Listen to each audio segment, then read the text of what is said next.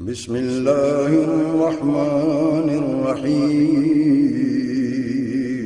شروع اللہ کے نام سے جو بڑا مہربان نہایت رحم والا ہے۔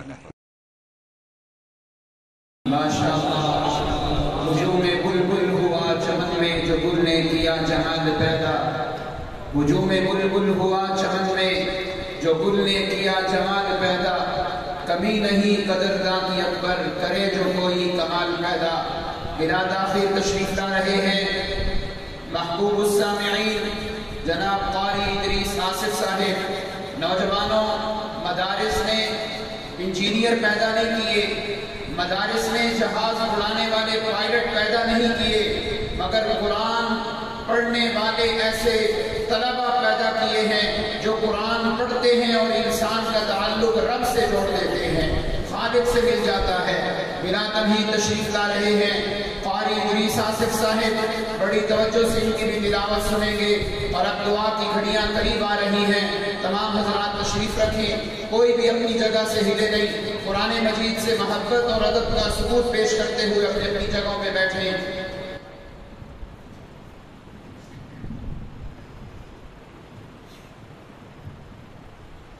بسم اللہ الرحمن الرحیم۔ ایک حقیقت کا اظہار کر رہا ہوں، جہاں تک میرے معلومات ہیں یا ناقص تجربہ ہے، اس کے مطابق اگر کوئی بات کر دی جائے تو وہ سچ ہوتی ہے۔ یہ فقیر درویش فنان فی التجوید والقراءہ والتلاوہ جو ابھی تلاوت کرنے لگے ہیں، ان میں ایک صفت زائدہ ہے، وہ یہ ہے کہ یہ جب قرآن مقدس پڑھ رہے ہوتے ہیں تو اور قاریوں میں بھی یہ چیز ہے، ان میں امتیازی طور پہ ہے۔ یاد رکھنا فقیر کی بات، یہ جب تلاوت کر رہے ہوتے ہیں تو زبان حرکت کر رہی ہوتی ہے، وہ تو ہے ہی ہے، منہ حرکت کر رہا ہوتا ہے، وہ تو ہے ہی ہے۔ فقیر کی بات یاد رکھنا، اس فقیر درویش کا دل بھی حرکت کر رہا ہوتا ہے، دل بھی جاری ہوتا ہے۔ اس لیے میں ان کی تلاوت اکثر سنا کرتا ہوں اور سنتا رہوں گا انشاءاللہ۔ قاری صاحب کی تلاوت بہت توجہ سے سنیں۔ اللہم زد فرح۔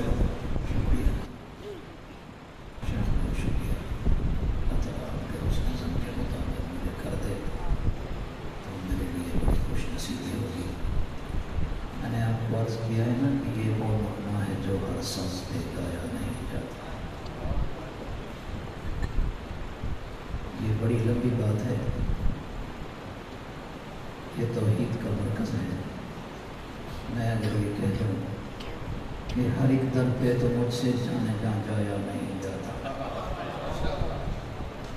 جن کو یہ بات قبول ہے کہ وہ ہر در پہ نہیں جا سکتے، ایک ہی در پہ جاتے ہیں، وہ ہے سبحان اللہ۔ ہر ایک در پہ تو مجھ سے جانے جہاں جایا نہیں جاتا، جنوں اہل وفا کا آزمایا نہیں جاتا، اور وفا کی راہ میں کوئی بھی مل جائے اگر ناداں، وفا سبحان لفظوں سے، وفا کی راہ میں کوئی بھی مل جائے اگر ناداں، تو سبھی اہل وفا سن لیں کہ گھبرایا نہیں جاتا۔ اور پھر اگلی بات ہے، محبت کرنے والوں کا انوکھا درد ہوتا ہے۔ ابھی جیسے شیخ نے فرمایا، محبت کرنے والوں کا انوکھا درد ہوتا ہے، یہ وہ نغمہ ہے جو ہر ساز پہ گایا نہیں جاتا۔ ٹھیک ہے، تو الحمدللہ زندگی ہماری لگ گئی، اور جو بچی کچی ہے وہ بھی لگ جائے گی، اور الحمدللہ یعنی یہ سٹیج کا جو ہے وہ میرا الحمدللہ 36واں سال چل رہا کہ یہ سسٹم اسی طرح رہے گا، اور انشاءاللہ بالکل رہے گا۔ باقی سلمان حبیب پڑھے یا कारी अब्बास सिकंदर पढ़े या दूसरे अल्लाह पाक की ज़ात सलामत पाक करामत रखे कोई कारी पढ़े, उन सब तिलावतों में अल्हम्दुलिल्लाह बंदा नाचीज़ का हिस्सा है। अल्हम्दुलिल्लाह सवाब में भी हिस्सा है और अल्हम्दुलिल्लाह बहुत सारे असबाब में भी हिस्सा है। अल्लाह का शुक्र है। सलमान हबीब जैसे कारियों पर ये कौम जितना भी फ़ख्र करे कम। तो हज़रत की जो मुझसे मोहब्बत है ना, उस मोहब्बत के हवाले से तो मैं सिर्फ इतनी ही बात कह सकता हूँ हज़रत को गिफ्ट के तौर पर। हज़रत जो आपकी मोहब्बत है, अल्लाह ताला मुझे अगर ऐसा कर दे तो ये मेरे लिए खुश नसीबी की अखीर है। जोर से कहें सुभान अल्लाह। बस तिलावत इतने ज़्यादा लंबी चौड़ी नहीं। कामयाब तरीन महफिल पर मैं किबला शेख हबीबुर रहमान फारूकी साहब और उनके हर एक फर्जंद दिलबंद को मुबारकबाद पेश करता हूँ। ये कामयाब महफिल नहीं है, ये कामयाबी की मिसाल है। सुभान अल्लाह। खुशियाँ करें।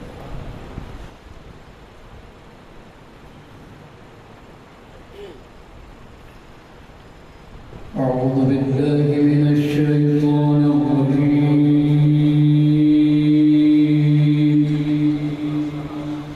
बिस्मिल्लाहिर